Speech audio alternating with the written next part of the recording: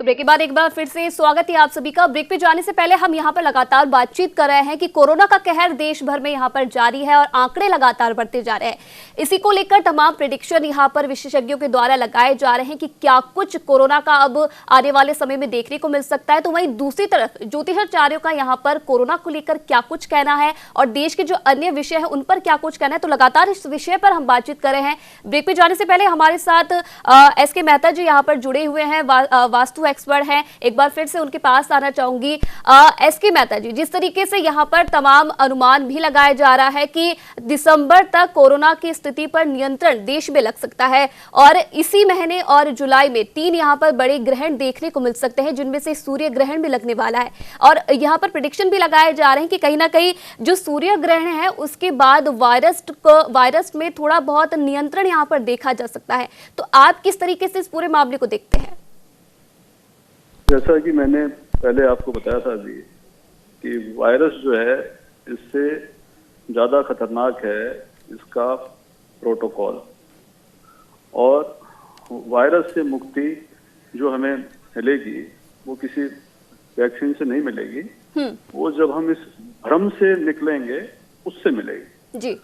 और इसका समय जो आएगा मेरे हिसाब से लगभग 19 से 23 सितंबर के बीच, जब राहु राशि परिवर्तन करेंगे तो उस समय इस भ्रम से मुक्ति मिलेगी जी। तो यहाँ पर लगातार हमारे साथ डॉक्टर चंद्रसेन भी जुड़े हुए, कुछ सवाल है इसके मेहता जी से वो पूछना चाहते हैं। जी डॉक्टर चंद्रसेन। मेहता साहब, आपका बहुत बहुत धन्यवाद इस बात के लिए कि आपने बहुत अच्छी जानकारी दी कि घर में किस जगह पे किस कोण में क्या होना चाहिए अस्पताल में जिससे महामारी से बच सके। पर लेकिन मैं आपकी एक बात से इत्तेफाक नहीं रखता कि आपने कहा कि ये भ्रम की स्थिति है और ये बहुत बड़ी महामारी नहीं है, इस तरह की चीजें पहले भी होती रही हैं, ये वायरस उतना ज्यादा प्रबल नहीं है। मेरा सवाल ये बनता है साहब कि ये भ्रम की स्थिति नहीं है, कोई भी भ्रमित नहीं है। हम 70 दिन के लगभग लॉकडाउन से निकले हैं और दिसंबर के बाद से जब केस शुरू हुए थे तो ये बिल्कुल तय हो गया था कि ये उस तरह का वायरस नहीं है जो किसी पक्षी या जानवर से आता, मतलब ये स्वाइन फ्लू या प्लेग नहीं है, ये एक टीका का वायरस है जो बनाया गया कृत्रिम वायरस है और इसकी जो नेचर है, जो फितरत है, वो किसी की समझ में नहीं आई है। वो ठंडी में भी जिएगा, वो गर्मी में भी जिएगा और पूरे देश ने इस बात को जाना कि कितना खतरनाक वायरस है ये क्योंकि मानव निर्मित वायरस है ये। तो मैं आपसे ये जानना चाहता हूं कि कौन भ्रमित है इस चीज को लेकर? देश की जनता भ्रमित है, सरकार भ्रमित है, कौन भ्रमित है? कोई भ्रमित नहीं है साहब। ये बहुत खतरनाक बीमारी है और ऐसी बीमारी है जिसने मानव ने खुद बनाई है ये। जी मेहता साहब।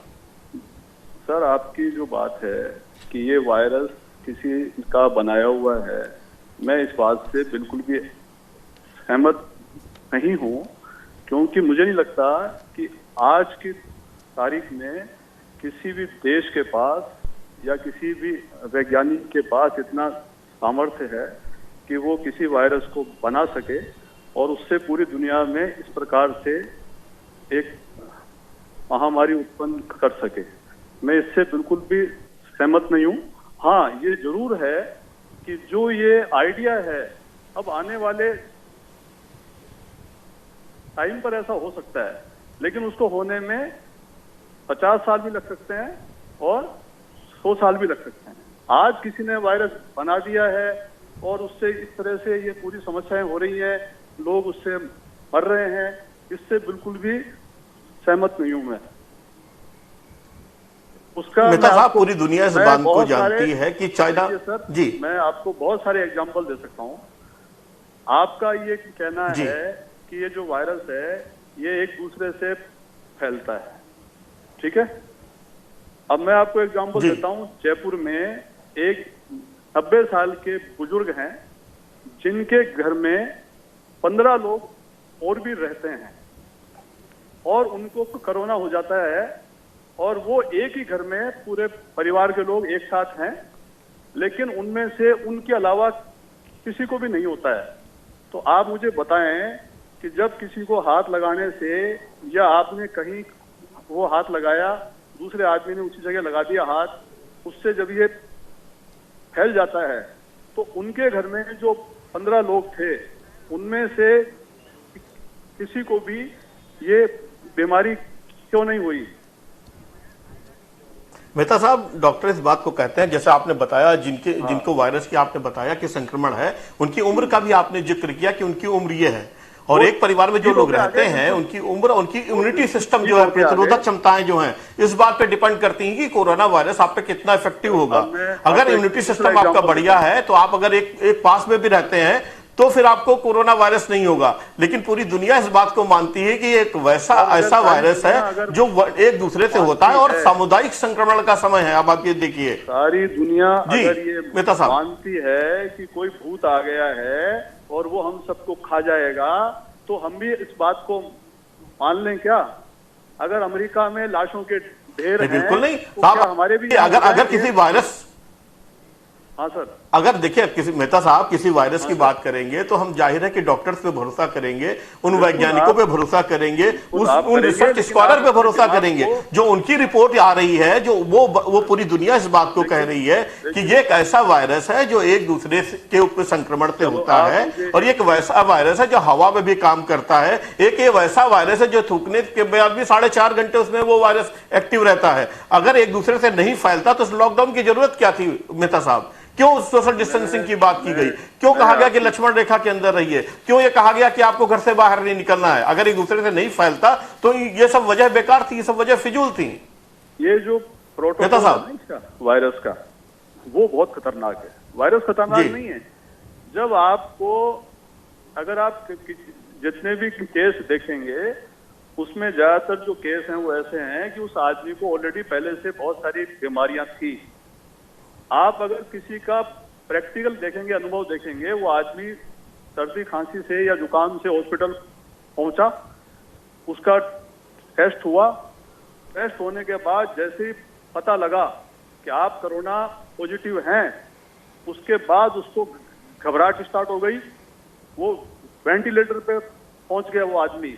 लेकिन एसके मेहता जी, आप जिस बात का यहाँ पर जिक्र कर रहे हैं कि कहीं ना कहीं जो ऐसे लोगों में कोरोना के संक्रमण देखे जा रहे हैं जिनमें पहले से कई बीमारियां हैं, लेकिन अगर आप ज्यादातर आंकड़े यहाँ पर देखें तो कहीं ना कहीं जो 5 महीने का बच्चा भी कोरोना से संक्रमित अभी मिल रहा है और 10 साल का बच्चा भी कोरोना से संक्रमित मिल रहा है, और ऐसे बच्चों में किसी भी प्रकार की बीमारी के कोई लक्षण नहीं है, तो उसको लेकर क्या कहेंगे? आपने अब सही बात को पकड़ा है। जो नया जो आप पूछ रहे थे क्या है, वायरस है या कुछ और है?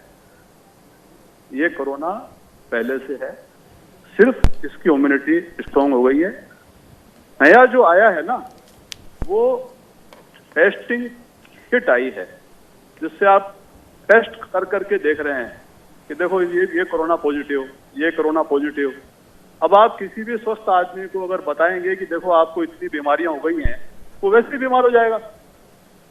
अगर इतना ही खतरनाक होता, 3 दिन का बच्चा बिल्कुल स्वस्थ होके आ गया, 104 साल की महिला वो स्वस्थ होके घर पहुंच गई, और कितने लोगों को आप चलिए मेहता जी, यहाँ पर एक और मेहमान यहाँ पर इस विषय पर ज्यादा बातचीत करने के लिए हमारे साथ जुड़ गए। पहले उनका स्वागत कर लेते हैं। खालिद अयूब मिसहाबी जी यहाँ पर जुड़ चुके हैं। बहुत बहुत स्वागत है आपका खालिद जी।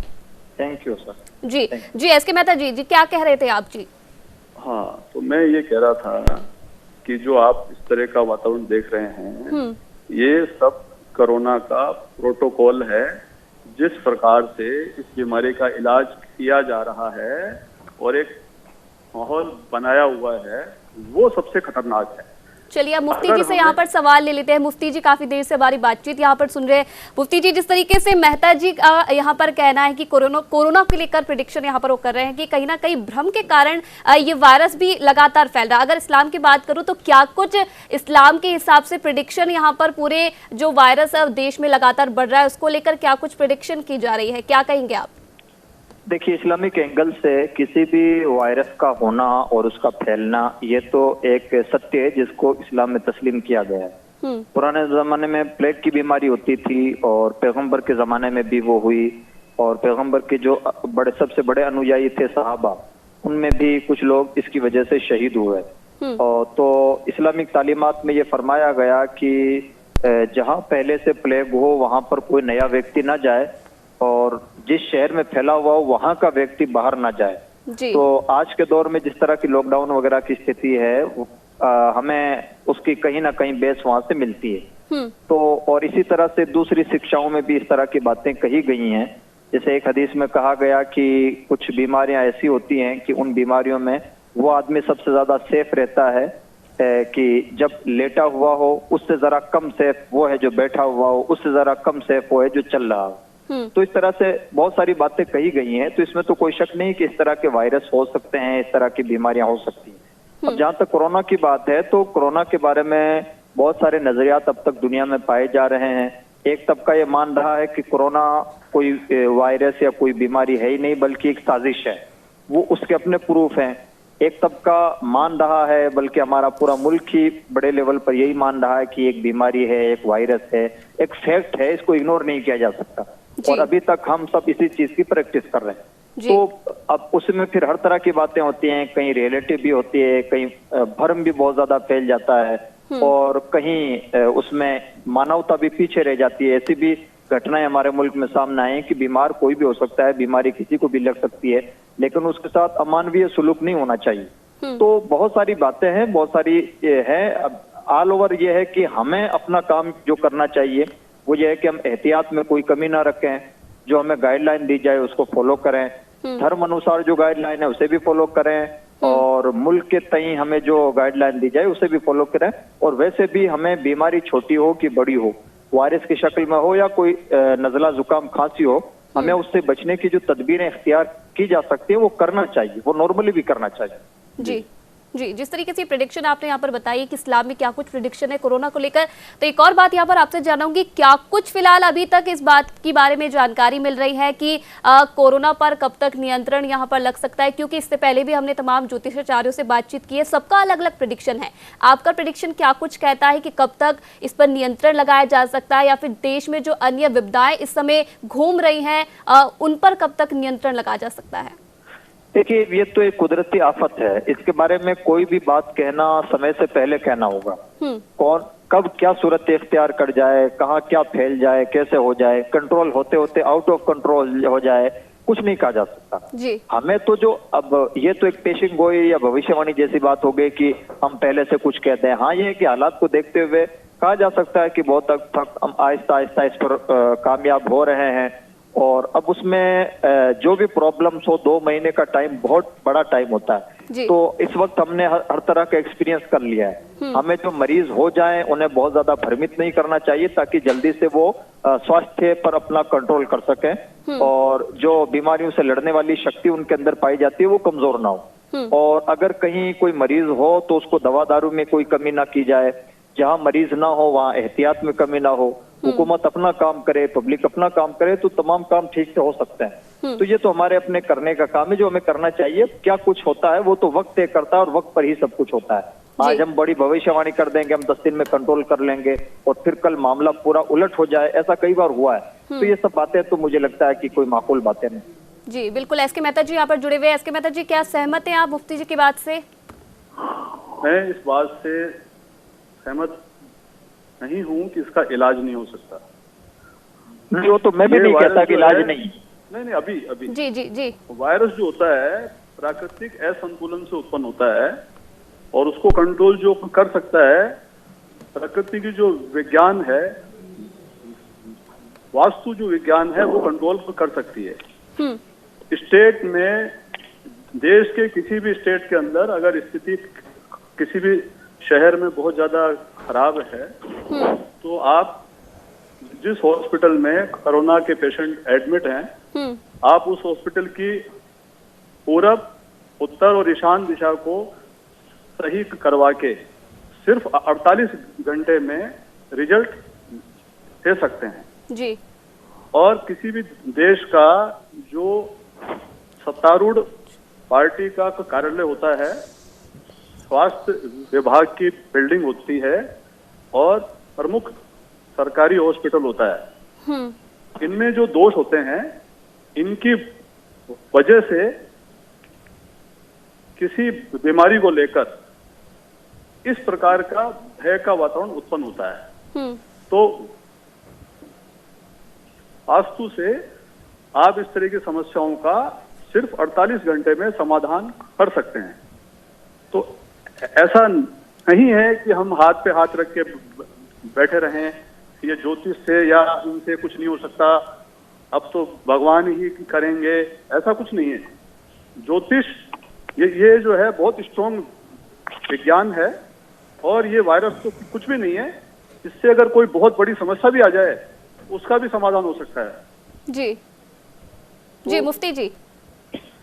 ऐसा मेहता जी, इसकी ये तो आपकी राय हो सकती है, लेकिन मुझे नहीं लगता है कि ऐसा आसानी से मुमकिन हो। देखिए, इसमें तो कोई शक नहीं कि वातावरण के साथ छेड़खानी का खमियाजा हमें भुगतना पड़ता है। हम जिस तरह का फूड ले रहे हैं उसका खमियाजा हमें भुगतना पड़ रहा है। ये तमाम चीजें तो हैं, लेकिन अगर चंद योगाओं से या चंद प्रैक्टिस से या चंद इस तरह के मंत्रों से अगर इसका इलाज निकल पाए तो मुझे लगता है कि लॉजिकली और साइंटिफिक दोनों एंगल से ये बात दुरुस्त नहीं मालूम होती। वैसा सबका अपना अपना व्यू हो सकता है, अपना अपना नजरिया हो सकता है। जी, मंत्रों से इसका कोई, मैं नहीं कह रहा कि किसी मंत्र के जाप से ऐसा हो जाएगा।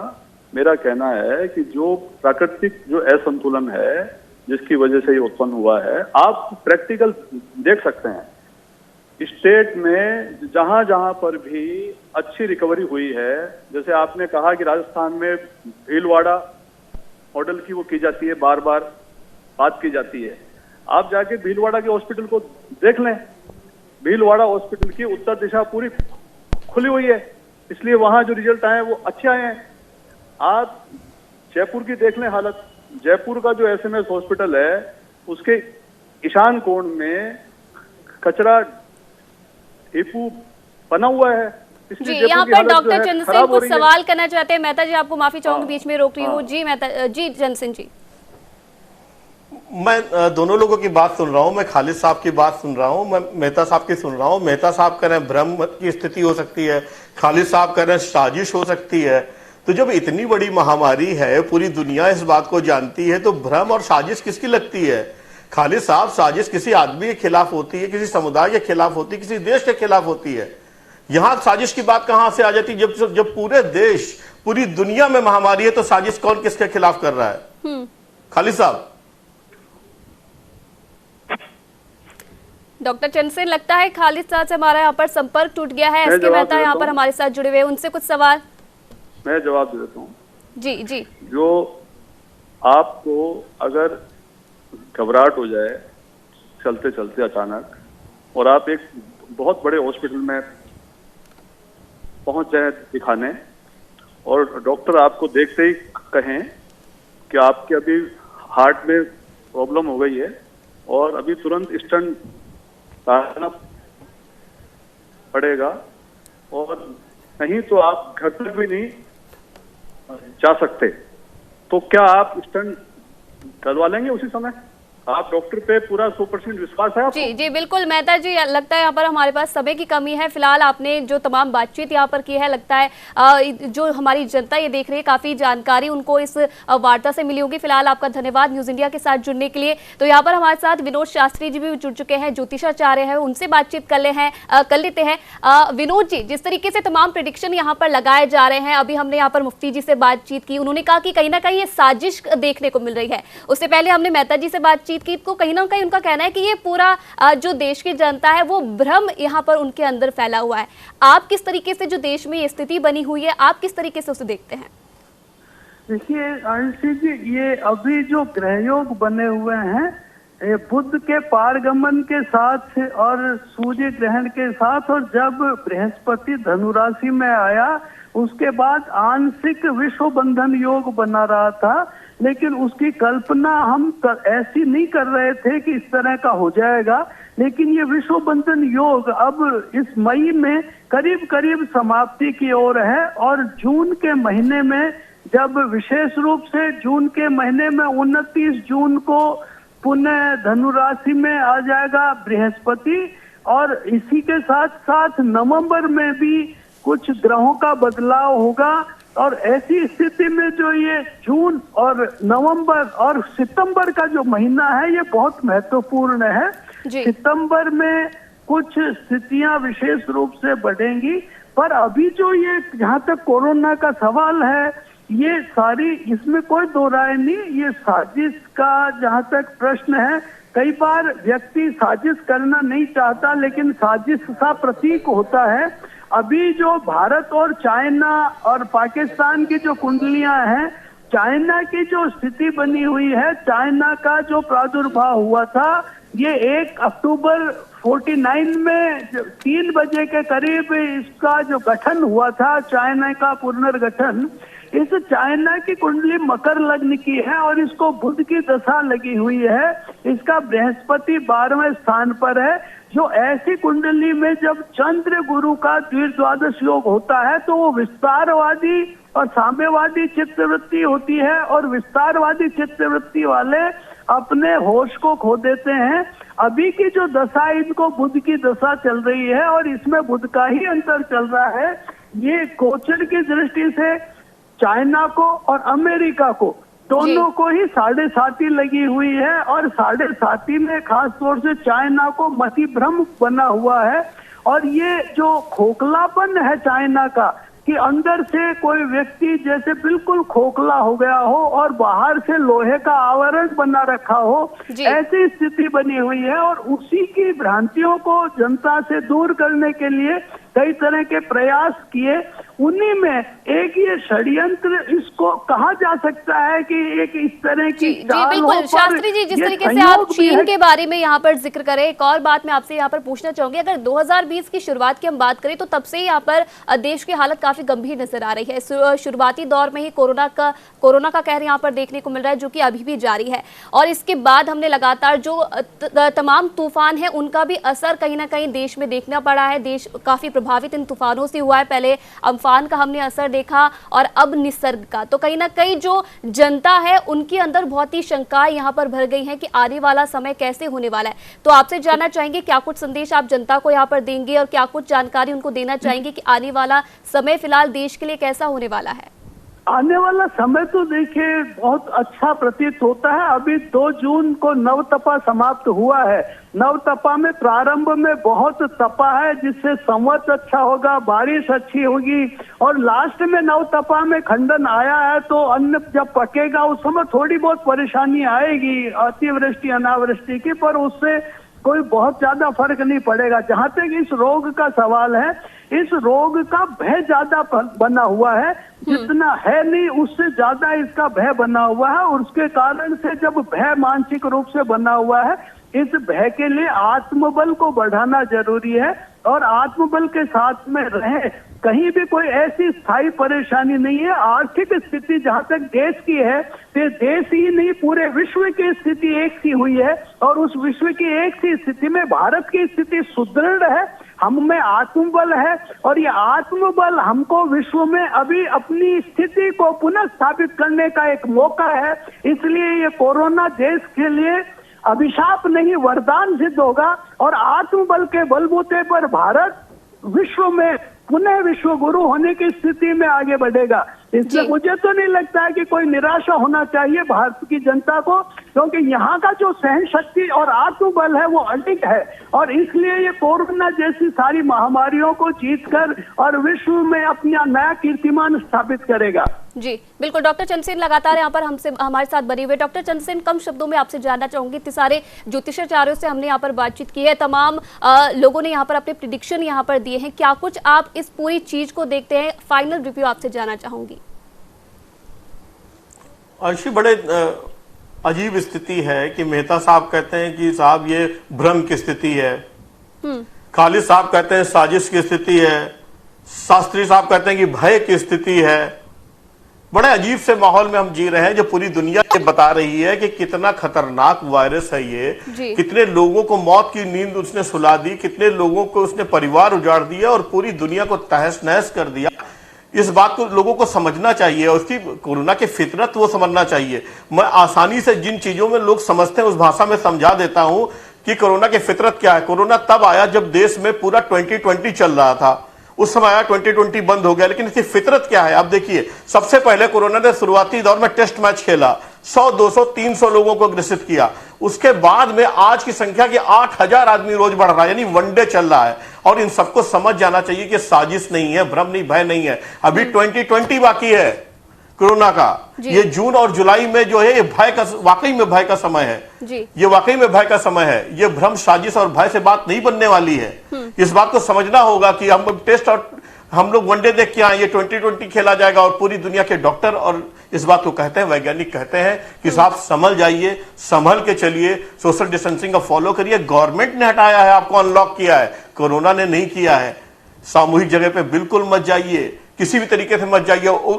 इस जो वायरस है ना, इसके काल को समझिए कि किस तरीके से ये बढ़ रहा है, किस तरीके से फैला रहा है। और जो ये बातें हो रही है, कब खत्म होगा? देखिए, खत्म वो चीज होती है जो पैदा होती है, मृत्यु उसी की होती है जो पैदा होता है। ये पैदा नहीं हुआ, ये बनाया गया है। जिस तरह मशीनें बनाई जाती हैं, उनकी कोई आयु नहीं होती, उसी तरह इस वायरस की कोई आयु नहीं है। और WHO इस बात को कह चुका है कि हो सकता है कि पूरे जीवन भर इस वायरस के साथ हमें रहना पड़े, हमें जीवन में आदत डालनी पड़ेगी और वाकई में हमें डरना पड़ेगा इससे कि एक बहुत ही भयानक वायरस है। हमें बच के रहना, और हर सामने वाले आदमी से को ये समझना होगा कि ये वायरस व्यक्ति है, उससे उतनी ही दूरी रख के बात करनी पड़ेगी, उतने ही प्रिकॉशन लेने पड़ेंगे। आयुषी जी बिल्कुल, जिस तरीके से प्रेडिक्शन यहाँ पर तमाम लोगों के द्वारा लगाए जा रहे हैं उनको ध्यान में रखते हुए, लेकिन यहाँ पर इस बात का भी ध्यान हमें रखना है कि जिस तरीके से सरकार ने जो गाइडलाइन यहाँ पर दी है उनका भी कहीं ना कहीं हम पालन करें। फिलहाल विनोद शास्त्री जी, बहुत बहुत धन्यवाद आपका न्यूज इंडिया के साथ बातचीत करने के लिए, और डॉक्टर चंद्रसेन आपको भी बहुत बहुत धन्यवाद।